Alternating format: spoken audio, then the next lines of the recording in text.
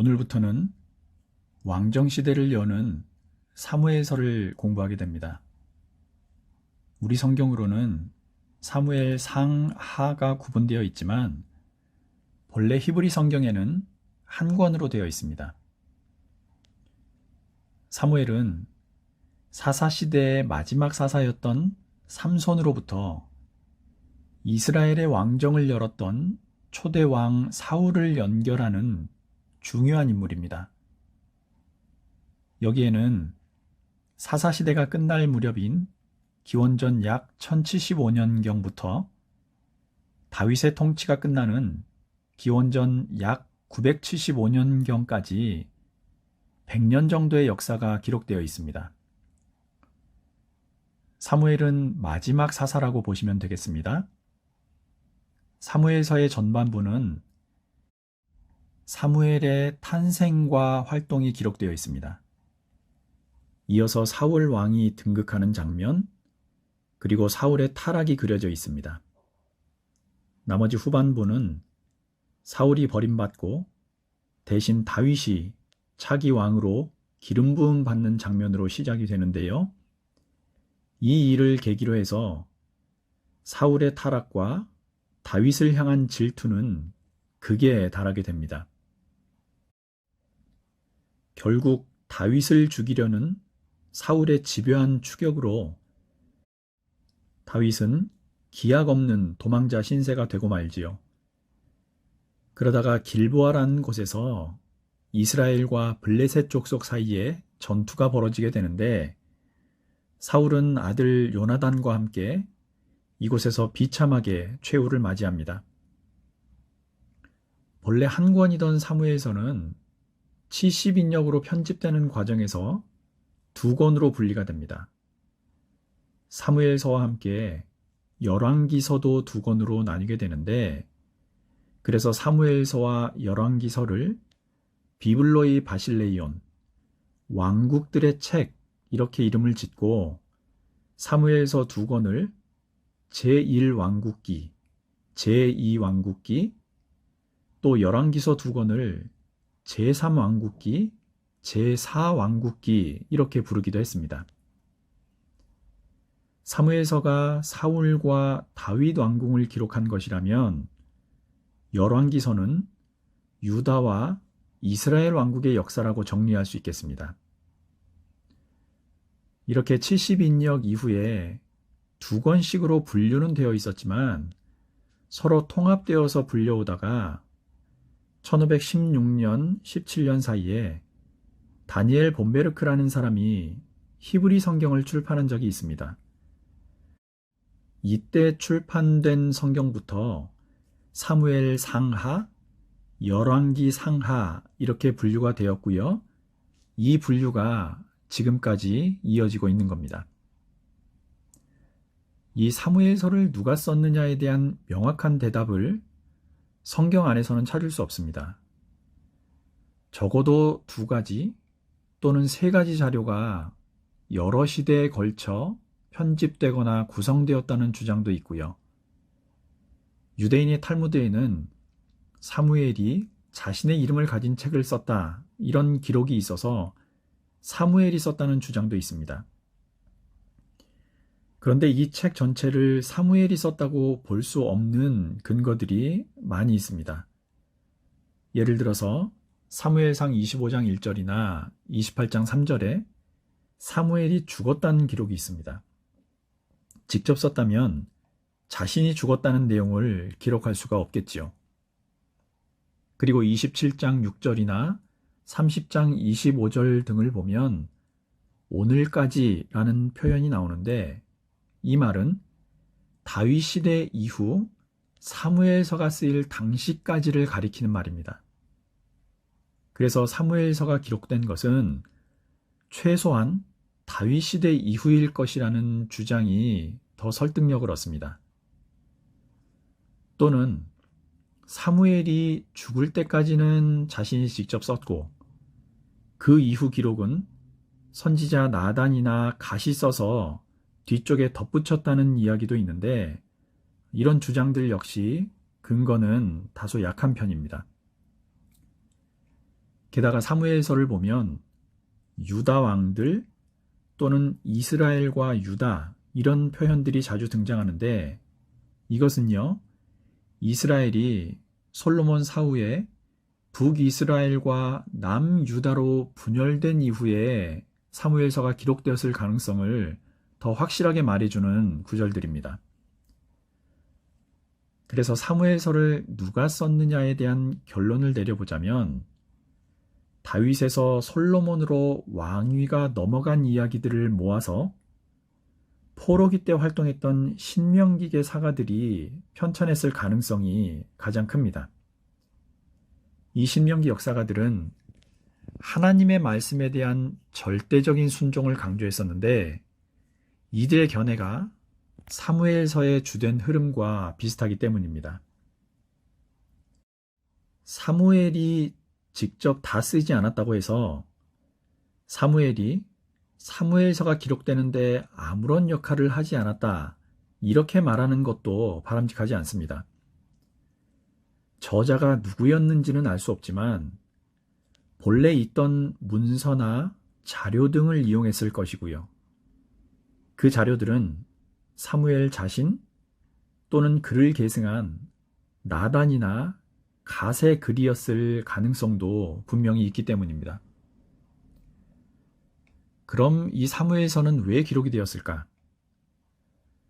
사무엘서는 이스라엘이 사사시대 말기에서 왕정시대 초기로 넘어가는 과도기가 배경이죠. 사무엘서는 이런 변화의 시기에 이스라엘이 하나님의 백성으로 남아 있으려면 어떻게 해야 하는지가 나와 있습니다. 사사시대를 한마디로 정리하자면 백성들이 각자 자기가 옳다고 생각하는 대로 살던 시대입니다. 잦은 혼란과 외침 때문에 백성들 사이에서 점점 강력한 중앙정부의 필요성이 요구되던 때이기도 하지요. 이 사무엘서에는 크게 두 계층이 주역으로 등장합니다. 선지자인 사무엘과 사울이나 다윗으로 이어지는 왕들입니다.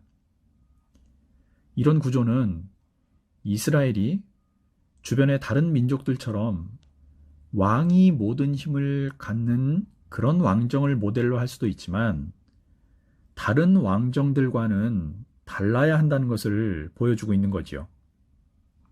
왕이라고 해서 모든 것을 할 수 있는 절대자의 위치가 아니라 늘 야훼 하나님께 묻고 그 뜻대로 나라를 다스려야 하는 대리자임을 잊지 말라는 겁니다.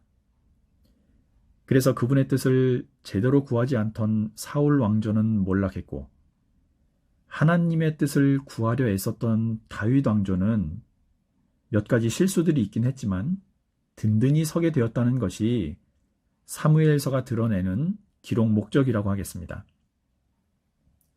정리하자면 사무엘서는 이스라엘의 왕조가 들어오고 그 왕들이 몰락과 흥왕을 하게 된 결정적인 원인이 무엇보다 이들이 하나님을 찾았느냐, 그렇지 않았느냐에 있다고 밝히고 있는 겁니다. 사무엘서에는 몇 가지 특징적인 점들이 있는데요. 가장 중요하게 봐야 할 것 중에 하나가 기름 부음을 받은 자라는 말을 성경에서 가장 먼저 사용했다는 점입니다. 다윗이 기름 부음을 받았다는 것은 창세기 때부터 예언된 일이 성취되었다는 것, 그리고 장차 오실 메시아를 미리 알려주는 표징이었던 거지요. 사무엘상 2장 10절에서 확인해 보겠습니다.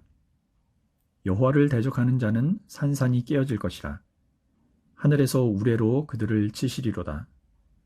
여호와께서 땅끝까지 심판을 내리시고 자기 왕에게 힘을 주시며 자기의 기름 부음을 받은 자의 뿔을 높이시리로다 하니라.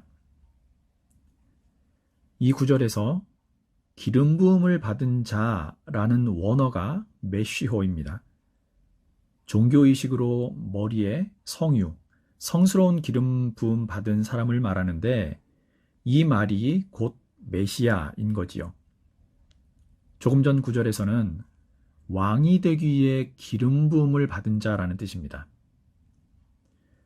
창세기 49장을 보면 야곱이 12아들을 축복하는 장면이 나오는데 여기에 유다에 대한 왕권을 보여주는 구절이 있습니다.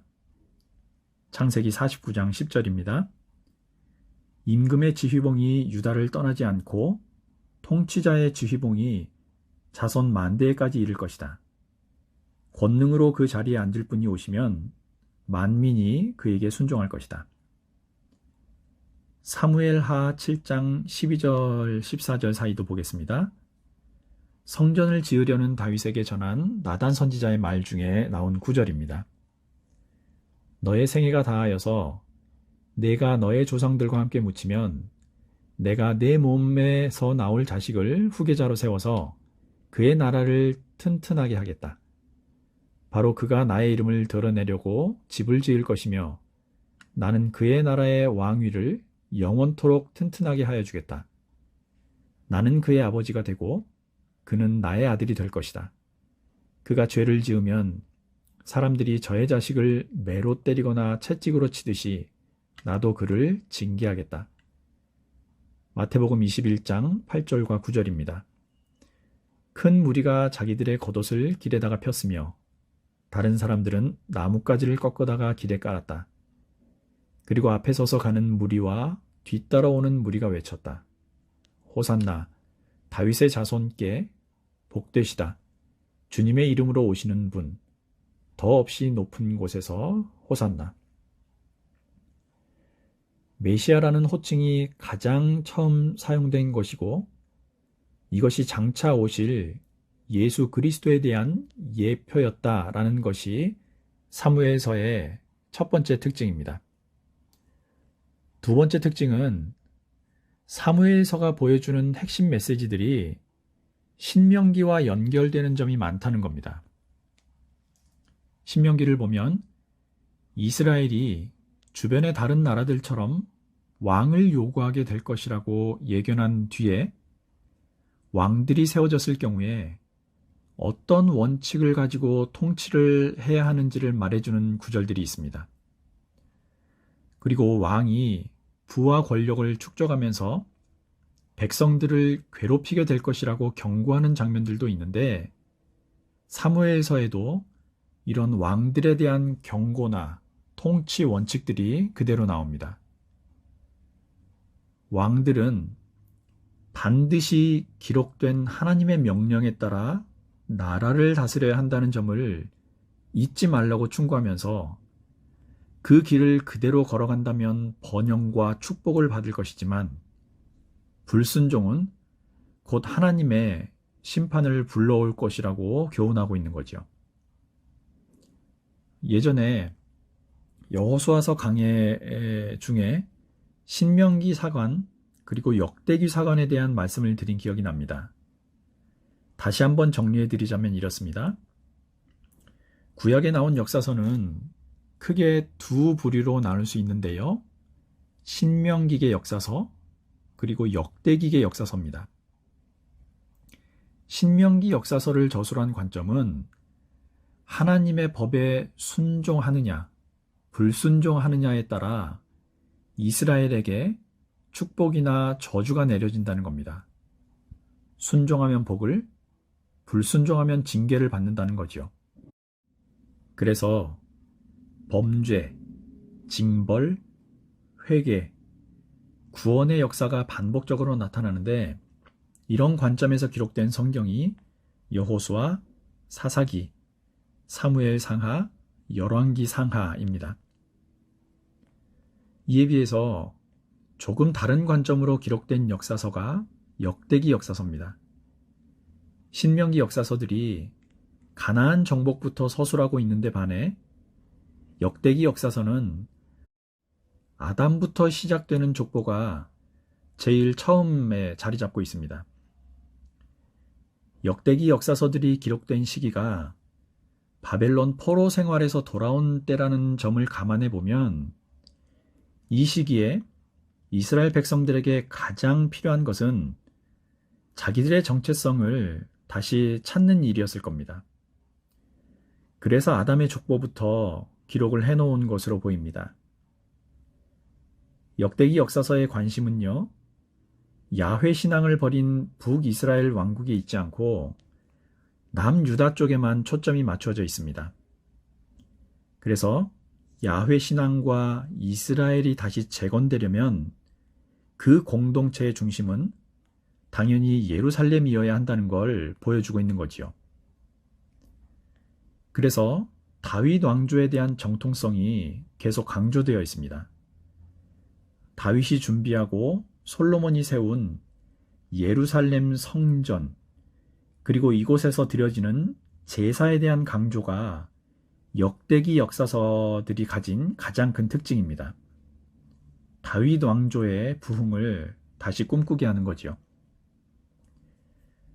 이 역대기 역사서에 해당하는 성경이 역대기 상하, 에스라, 느헤미야입니다. 지금까지 사무엘서의 배경이나 주제 등을 간단하게 살펴봤습니다. 사무엘서는 한마디로 다윗 왕국이 만들어지는 과정을 보여주는 책이다라고 할 수 있겠습니다. 사무엘의 출생부터 백성들의 요구로 사울이 왕이 되었다가 불순종 때문에 버림을 받은 일, 그리고 다윗이 다시 차기 왕으로 선택되는 과정들을 보여주면서 결국은 다윗 왕가에서 나올 영원한 왕, 메시아의 등장을 고대하게 하는 성경이라고 하겠습니다. 이런 점에서 지난 시간까지 보았던 룻기의 주제도요, 자연스럽게 사무엘서까지 연결된다는 걸 알 수 있습니다. 이 룻기에는 몰락했던 엘리멜렉의 가정이 다시 룻을 통해 회복되는 과정이 나와 있지요. 그리고 이 룻은 다윗의 조상이 되었다는 결말로 끝납니다. 이런 룻기의 주제는 혼란스러웠던 사사시대, 그리고 초대왕 사울시대를 끝내고 다윗이 왕이 되어서 이스라엘의 회복이 이루어질 것이라는 사무엘서의 내용과 맞닿아 있습니다. 그리고 이런 회복과 구원에 대한 소망이 마지막으로 메시아이신 예수 그리스도까지 연결이 되어 가는 거죠. 다음 시간부터는 사무엘서를 조금 더 자세하게 들여다보겠습니다. 세상이 아무리 어둡고 인생이 힘들다 해도 우리는 역사를 이끌어 가시는 하나님을 신뢰하고 예수 그리스도께서 보이신 그분의 나라를 이루며 살아야 할 책임이 있는 사람들이라는 점을 반드시 기억하시기 바랍니다. 그것이 성경이 우리에게 주시는 가장 큰 교훈이지요. 남은 한 주도 주님 향한 믿음에 굳게 서서 은혜 중에 살아가시는 저와 여러분들이 되시기를 예수님 이름으로 축복합니다.